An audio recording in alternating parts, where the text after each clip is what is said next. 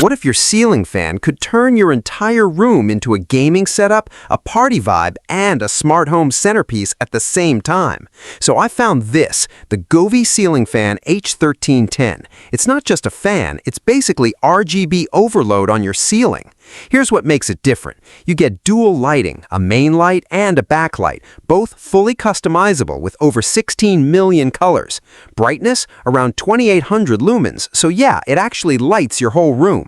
Airflow, up to 5,000 cubic feet per minute, which is strong enough for real cooling, not just aesthetics. And it's smart. You can control it with the app, set scenes, sync it to music, or even connect it to smart home systems using Matter. Plus, it's quiet, like around 30 decibels, basically a whisper.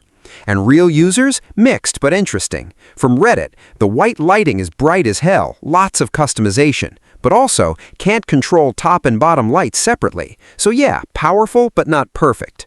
Now let's address the big question. Is Govee legit or a scam? On Trustpilot, Govee has about a 3.4 to 3.55 stars. That means many people love the brightness and support. Some complain about durability or returns. So no, it's not a scam, but it's not flawless either.